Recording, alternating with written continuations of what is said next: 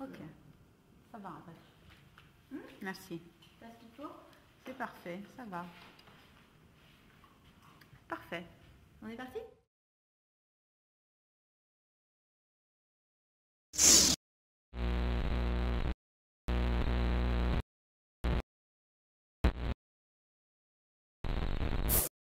La mission européenne Rosetta vise à faire des observations autour d'une comète et déposer sur le sol de celle-ci un engin qui va faire des analyses sur le sol même.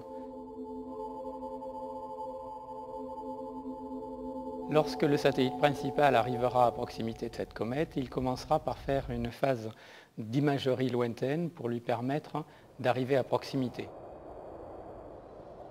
Au fur et à mesure, ce satellite va s'approcher de la comète, puis va se mettre progressivement en orbite. Une fois que la comète aura été bien caractérisée en forme, en champ de gravité, etc., les analyses sur Terre seront faites pour déterminer le moment optimum et les conditions optimales pour séparer cet atterrisseur et réussir donc le succès que nous espérons tous, c'est-à-dire poser pour la première fois un engin sur le noyau d'une comète.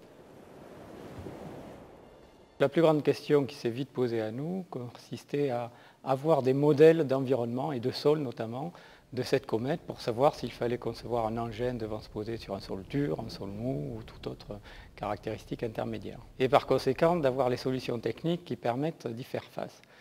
En fait, il y avait deux grands choix. Un premier qui consistait à faire un système assez complexe qui serait susceptible de s'accommoder de tout type de terrain. La deuxième solution que nous avons choisie finalement est tout autre. Nous avons disposé trois types de systèmes d'atterrissage différents et autonomes les uns des autres, chacun s'adaptant à un type de terrain particulier. Il y a un dispositif pour un terrain particulièrement dur, avec un style de harpon, un dispositif pour un terrain plutôt intermédiaire où il y aurait suffisamment d'élasticité pour risquer de faire redécoller l'atterrisseur, et là nous avons un système avec une tuyère qui permet de plaquer au sol l'engin. Et enfin, il y a aussi un dispositif pour les terrains mous avec des sortes de raquettes qui permettent à cet engin de ne pas s'enfoncer. Malgré les informations acquises par le satellite principal, nous ne saurons pas, avant de s'y être posés, les caractéristiques du sol.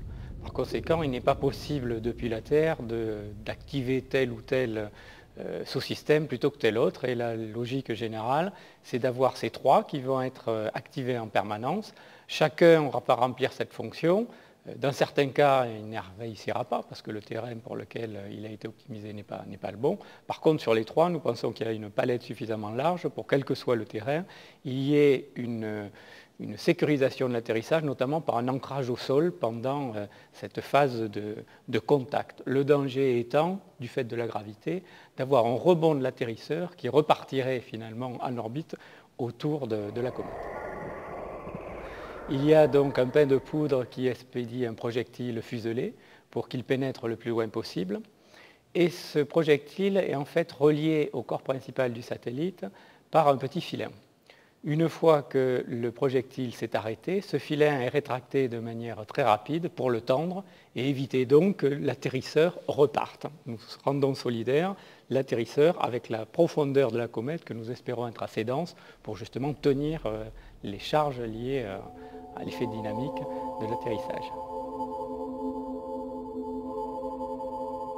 Donc c'est une première mondiale. Difficulté, comme je vous ai dit, on partait d'une page vierge.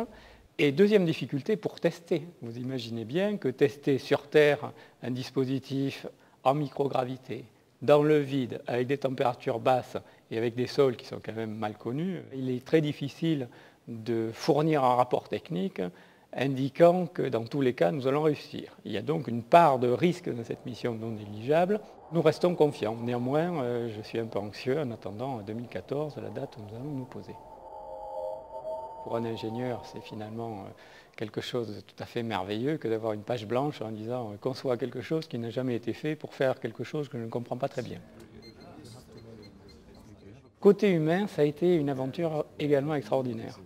D'une part parce que nous avons développé cet atterrisseur dans un genre d'auberge espagnole, c'est-à-dire que chacun finalement a mené à la fois ses contraintes, ses expertises, ses soucis, sa culture, et c'est peut-être là où nous avons eu les plus grandes difficultés, mais également les plus grands bonheurs. c'est effectivement quand même un succès important que de réunir une quarantaine de personnes qui ne se connaissent pas, qui ne parlent pas la même langue, qui n'ont pas les mêmes cultures, les mêmes itinéraires éducatifs, etc. Les faire travailler ensemble et à la fin les faire devenir complètement amis. Nous avions une équipe où il n'y avait plus de nationalité.